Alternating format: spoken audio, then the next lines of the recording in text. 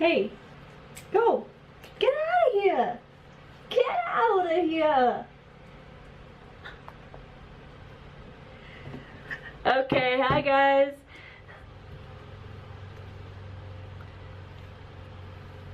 Hi, this is Cora and I'm here to talk to you about my life and how much it kind of sucks, but I'm still living it. Man, I need to find another book. This is what happens when you don't have a tripod. Oh, I do have a tripod. Okay, I've got a tripod, so let's hook this up. How do I turn this off? Alright, that's much better. Dexter! Alright, so Dexter wants to play with his ball, so I'm sure he's gonna bring it over here and act crazy. Can you hear him? It's the little egg thing. It's a plastic huge egg that he loves to chase around and try to eat. Yeah, anyways. Hi guys, I hope the setup is okay. I'm still waiting on some other lights and to get like the better lighting in here, but I feel like this is good right now. And if you saw my other video about my safe space, this is where I'm at. You can see some stuff here I'm still unpacking, but like my ottoman thing and stuff back there and like backyard or whatever. Yeah, anyways, so hey guys, welcome. I hope to continue to bring you like weekly vlogs or every other week or something like that, whenever I can update. Anyways, enough of that. So I'm just here to I keep looking up there, sorry. All right, I need to look here. All right, so yeah, I'm here to talk to you about some things that I've learned so far in my therapy session. And like I've said before, when I started Wellbutrin, my doctor also recommended that I find a new therapist here. And in the past, I saw a therapist when I lived in Nashville, and that was a completely different time of my life. And I saw her for I think 3 years, 2 to 3 years or something like that. And it was some pretty intensive therapy, and I can go more into about the issues I had back then at another time. But yeah, I got through my issues and I moved on. And so now I'm here, and now I'm seeing a new therapist. And I want to really stress the fact that I do understand that not all of us are able to get a therapist, and not all of us are able to, you know, afford a therapist. And that's unfortunate, but I do know that there are resources out there, and I'll make another video about that because I feel like that's really important for us to have a community that we can reach out to and get help. So anyways, today I'm going to talk to you about one thing that she called complex trauma, and that's one of the things that is affecting me and causing me to, I don't know, halt myself from moving forward and getting better. Complex trauma is also known as developmental trauma, and the way she explained this to me is that it's something that halts you from developing as a child. And so basically what I'm having to do is learn a lot of things that I would have learned as a child that I wasn't able to really given a chance to. And I'm gonna read the actual definition. Alright, so I'm going to go ahead and read the official definition from APA.org. And it says, to fill the gap, the group is proposing a diagnosis called Developmental Trauma Disorder, or DTD, to capture what members see as the central realities of life for these children. Exposure to multiple chronic traumas, usually of an impersonal nature, a unique set of symptoms that differs from those of post-traumatic stress disorder, PTSD, which is also something that I'm diagnosed with. It's not from war, it's from my childhood experience.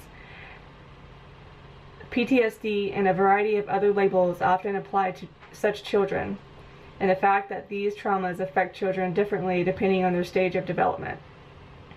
So that's the first time I was ever diagnosed with that or even given that or heard of that. Again, it's called complex trauma or developmental trauma. And so the reason she told me about this was when I told her about some things that my mother had said to me when I was young. And one of the things that it's forever seared or branded in my brain is one day back when I was probably 16 or maybe just freshly 17, my mother looked at me in the face and told me that I would never be good enough. And I still remember the color of the walls, how she looked, the situation, every single bit of it. And that memory is burned into my brain, into my memories, and it's something that is what we found is the root of my negative voices that I have in my head, the negative things that I tell myself all the time, the what I've coined it as the mom track. And I know all of you have different things, and you know, maybe some of you will be able to relate to me in that sense, but I just wanted to give you a little insight on some things that's going on with me.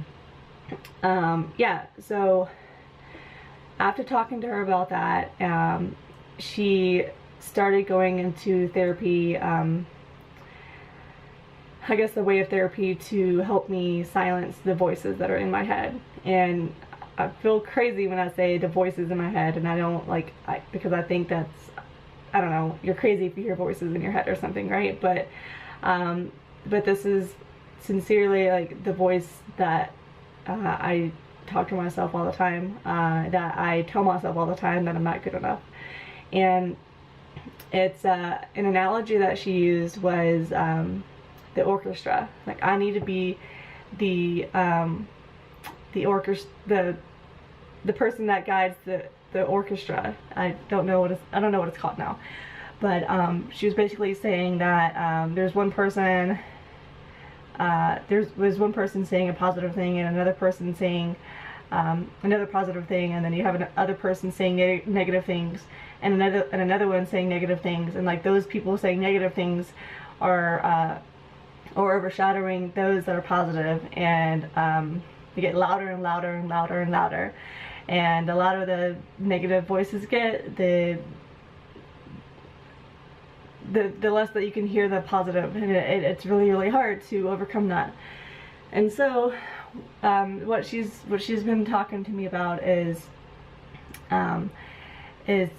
being self-aware, which I feel like I already am. I'm pretty self-aware of my situation and my thoughts, but also like once I catch myself saying negative things, saying bad things about myself, or doubting myself. It's to say, for example, if I'm in a meeting or something with a group of coworkers, or if I'm in a setting of friends and they're talking about a subject that I may have a little bit of knowledge on, but I'm not that confident, or maybe I feel like I don't have enough to say, or and this is my thought train. So they're talking about, I don't know, some subject, and I maybe took a course on it or something in high school or college or something, and my thought process is, oh, okay, well, I know a little bit about that, but I'm not going to say anything about it because I don't know that much about it, not enough as they know about it, because obviously they know more than I do because they're talking about it. So I'm not going to say anything. I'm just going to sit back and just observe and not do anything about it. I don't want to say anything because I don't want to feel dumb. My opinion doesn't matter. Why say anything? You're stupid, Cora. Like, just don't say anything at all. Just keep quiet. And that's how it is. And honestly, that's how it was for the majority of my childhood. My mother always told me to keep quiet, and anything I ever said was just dumb. Anything I ever did was never good enough. And I always got straight A's in school. I always did my best in school, and I was always proud of the things I did, but it was never ever good enough for my mom. So I grew up in that household where if I ever did anything bad or wrong, then I was actually just scared. I was scared of my mother because I never wanted to get in trouble, and I never wanted to say anything bad to get myself in trouble. So I never really expressed my opinion, and that very much has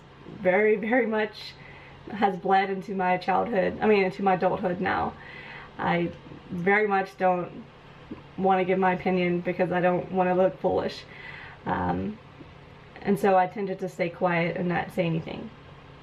Or if I do have some kind of input, if I feel like I can say something, I often don't, because I don't want to, I don't know, I just feel like whatever I have to say is not good enough, and it's going to be stupid. So that is what I wanted to share with you. Complex trauma, also known as developmental trauma. And so because of that trauma I had, I wasn't able to really grow as a child. And I wasn't ever given the chance to, make mistakes and learn. And I was never given the chance to have someone that was proud of me of the things that I did. Yeah, so that's some of the things that I'm learning to do now as an adult, and it feels very silly because I am 29 and I'm learning things that I should have learned when I was 10, 15. But I'm going about it day by day, and things are looking really great now, and I'm on month, I think 3 or 4, I think 3 of Wellbutrin, and things are great, and a lot of good things have happened to me that I've shared with you guys, and I'm just continuing to put myself in that positive mindset, and continuing to silence the negative thoughts that I put in my own head and that I tell myself, and continue to tell myself, yes you can do this, Cora. Yes, it does sound really cheesy, and I'm not going around saying like, yes you can, Cora, this is great, but it does help when you actually physically tell yourself, hey, you're really great, you're really great. So yeah, I just want to tell you guys that thanks for listening, and I'll see you soon, and you're great too. If no one's told you that today, let me know. Let me tell you that you're great as well. Bye guys.